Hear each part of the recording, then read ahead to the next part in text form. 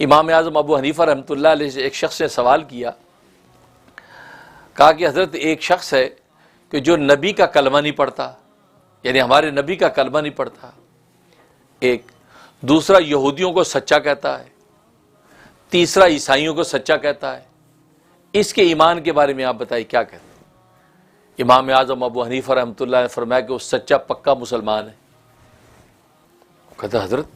کیا بات کر رہے ہیں، وہ نبی کا کلمہ نہیں پڑھتا، یہودیوں کو سچا کہتا ہے، عیسائیوں کو سچا کہتا ہے، تو یہ کیسے سچا پکا مسلمان ہو گیا؟ اب دیکھو یہ ہوتا ہے امام اعظم ابو حنیفہ جیسا جب وہ زیرک انسان کہاں پیدا ہوگا کہ سوال کی اصل حقیقت کو سمجھنا، اس کے لم تک پہنچ جانا، حقیقت تک پہنچ جانا۔ حضرت فرمایا کہ وہ سچا پکا مسلمان اس لیے ہے کہ اس نے کہا کہ وہ نبی کا کلمہ نہیں پڑھتا، تو نبی کا کلمہ یہ تھا لا الہ الا اللہ انا رسول اللہ، اللہ کے سوا کوئی معبود نہیں، میں اللہ کا رسول ہوں، یہ نبی کا کلمہ۔ ہم تو امتی والا کلمہ پڑھتے ہیں، لا الہ الا اللہ محمد رسول اللہ، یہ امت والا کلمہ، امت کا کلمہ۔ نبی کا کلمہ وہ تھا لا الہ الا اللہ انا رسول اللہ، تو یہ نہیں پڑھتا تو بڑا اچھا کرتا ہے، کیونکہ یہ پڑھنے کا اہل ہی نہیں ہے، پڑھے گا تو دعویٰ نبوت ہو گیا۔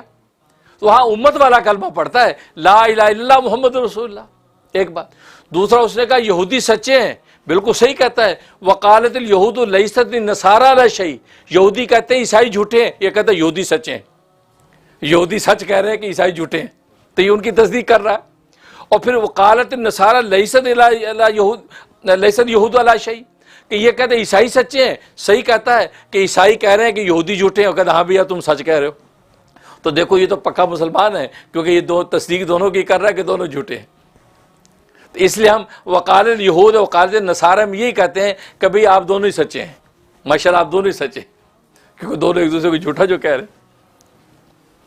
تو وہی بات ہے، وقال الیہود لیست النصارى علی شیء وقال النصارى لیست یہود علی شیء وہم یتلون الکتاب، اور وہ جب وہ قرآن کی کتاب کی تلاوت کرتے ہیں، یعنی اپنی کتاب پڑھتے ہیں، پھر بھی ایسی حرکت کر رہے ہیں۔ کذالک قال الذین لا یعلمون مثل قولہم، کہتے ہیں اسی طرح کی باتیں کرتے ہیں ان میں سے جاہل لوگ، اسی کی مثل باتیں کرتے ہیں۔ یہ جہالت کی بات ہے کہ وہ اس طریقے سے اس عداوت میں آ کے وہ موسیٰ علیہ الصلوۃ والسلام کا انکار کر رہے ہیں، وہ عیسیٰ علیہ الصلوۃ والسلام کا انکار کر رہے ہیں، گویا کہ اپنے نبیوں کا انکار کر رہے ہیں اور آسمانی کتابوں کی تکذیب کر رہے ہیں۔ یہ ان کی جہالت ہے۔